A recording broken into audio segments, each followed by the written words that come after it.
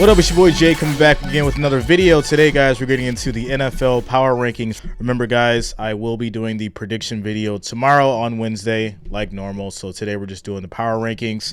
Make sure you smash that like, that thumbs up. It is much appreciated. And of course, if you are new here, make sure that you subscribe to the channel. Click the bell to be notified of all future videos and streams moving forward. All right, so let's get right into it. Tennessee Titans coming in at number 15. Goes on to say, after a blowout loss to the Eagles in Week 13, Mike Vrabel told reporters that the Titans were at a crossroads on Sunday against the Jaguars. Tennessee looked like a team that stumbled down a dark path to nowhere. So, in this specific game, I feel like the Titans did come off strong. We're getting into the point in the season where you got to put away teams. You got to put them away. You can't play around.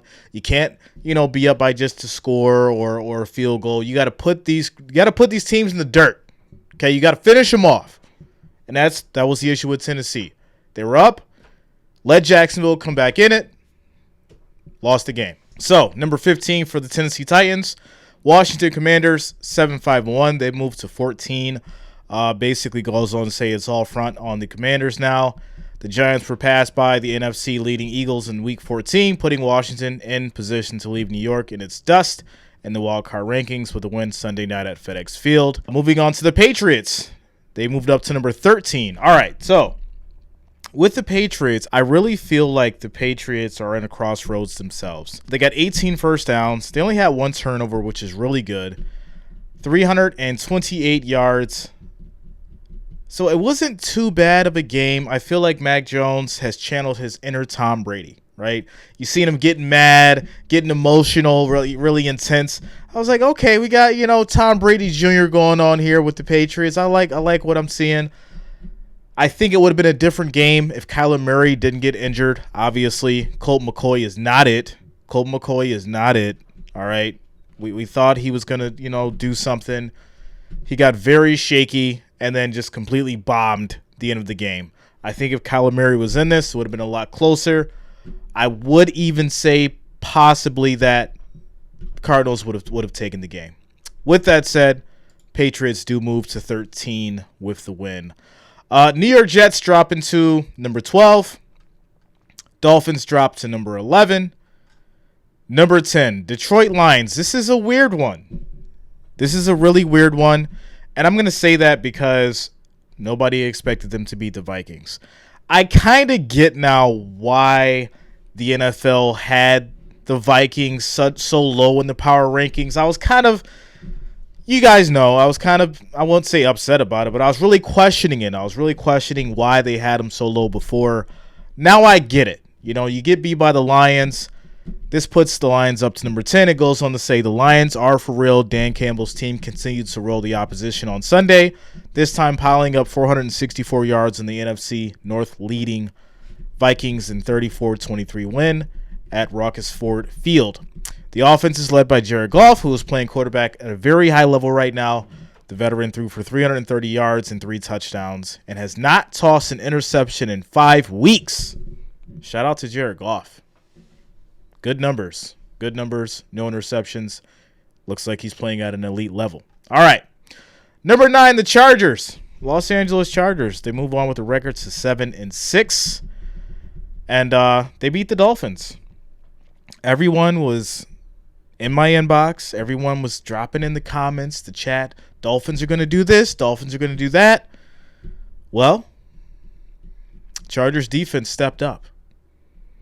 Justin Herbert balled out.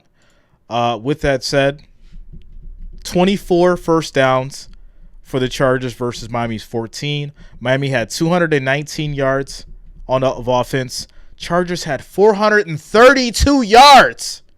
432 yards of offense. My goodness. Time of possession was 20 minutes for the Chargers. Victory was 23. Victory was 23-17. Herbert had 367 yards, 1 touchdown. Tagovailoa, 145 yards, 1 touchdown. All right, next up, Ravens, number 8. Vikings move down to number 7. Cowboys, number 6, record 10-3. And you know what? I think I'm fine with that this week. I will say it's a little shaky on the win, right? They beat the Texans by 4. 23-27 victory. Goes on to say Dak Prescott and the Cowboys woke up just in time against the Texans after a goal line stand by the defense. Prescott completed 6 of 7 passes and added 2 scrambles, including one for a first down on a 98-yard drive that culminated with Ezekiel Elliott's 2-yard game-winning touchdown run with 41 seconds on the clock. All right, so looking at the stats here, Houston had 327 yards, which for the Texans is not bad. Dallas had 404 yards. Houston had 2 turnovers. Dallas had 3 and still won the game. It really makes me question if Houston didn't have those turnovers, they probably would have won. They probably would have won this game. Moving on. Kansas City Chiefs, steady at number 5. They beat Denver 34-28. Russell Wilson, concussion protocol. I don't know. Injuries are a real thing this year. A real thing. Scary time in the NFL. Scary time in the NFL. All these injuries are piling up. I don't know. What are we going to do about Russell Wilson, huh? How are the Broncos fans feeling about Russell Wilson? To me, it's a terrible investment. He wasn't worth the money. Got to find somebody new to get the job done. Point blank, that's it. We all know what Patrick Mahomes does, who he is. We expected a victory in this game. But I will say this. There is much to be said about a defense that allowed the Broncos to come back and almost win the game. Chiefs steady at number 5. Bills at number 4. I am once again questioning this. Yes, I'm a little biased. You guys know that. Just a little bit. Bills steady at number 4. We beat the Jets. I am going to say I understand why. I'm opening my mind. I'm going to understand why we should have beat the Jets by more than 8 points. Okay? We should have beat the Jets by more than 8 points. With that said, the Jets have a quarterback issue.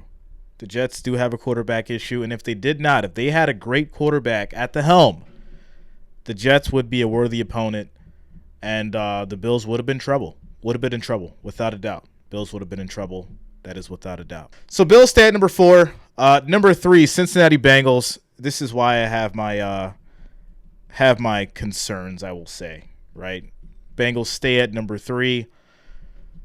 Joe Burrow's greatness can be explained in part by how the Bengals can stay afloat so long as he is at the center of their world. Cincinnati lost wide receivers to Tyler Boyd finger and T. Higgins hamstring on their first possession on Sunday, but Burrow, with a helping hand from fellow superstar Jamar Chase, was able to lift all boats in a 23-10 win over the Browns. I expected the Bengals to beat the Browns. I did. I don't think Deshaun Watson's back, back fully and chemistry with the team and all that good stuff. So I definitely expected the Bengals to beat the Browns. But at the same time, it's the Browns.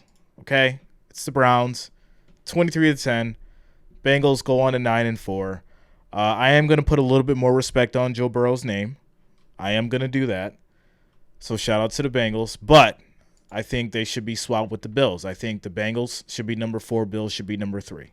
But that's fine. We'll move on from it. Number 2, San Francisco 49ers. San Francisco. Beating the Buccaneers, man. Garoppolo's out. Brock Purdy. Mr. Purdy. Mr. Purdy. How you doing? 185 yards, 2 touchdowns, went 16 for 21. The kid was balling. I was actually so amazed in his performance. I wasn't one of these people out here saying that he was the next Joe Namath, like some of these commentators, but I was very surprised and pleasantly surprised by his performance. He did his thing out there. I'm not going to call him a one-hit wonder yet, right? I'm going to give the kid a chance. I did have San Francisco as my Super Bowl contender prediction. They had dropped down to number 2 after Jimmy got injured. I'm going to put them back at number 1 because of Brock. And I'm going to keep them there, obviously, unless something changes. We'll see how Brock does. But San Francisco at number 2. Number 1, no surprise, guys. This should be no surprise. Philadelphia Eagles. The punishing versatility of the Eagles offense is a sight to behold. Nick Sirianni's team did whatever it wanted against an overmatched Giants defense, piling up 253 yards in the ground and 217 through the air, and a 48-22 wipeout of Big Blue at the Meadowlands. Jalen Hurts' magnificent season. He's up to 32 total touchdowns against just 5 turnovers. So, there you go, guys. Philadelphia Eagles. Number 1, still holding it down, beating the G-Men, the Giants, 48-22 in a game where Hurts had 217 yards, 2 touchdowns. Daniel Jones, 169 yards, 1 touchdown. No production offensively from those Giants there to even do anything. 1 turnover for the Giants, 304 yards of offense, 18 first downs. So, yeah, there you go, guys. Power rankings for Week 15. I will get into predictions tomorrow for Week 15, so make sure you like and subscribe.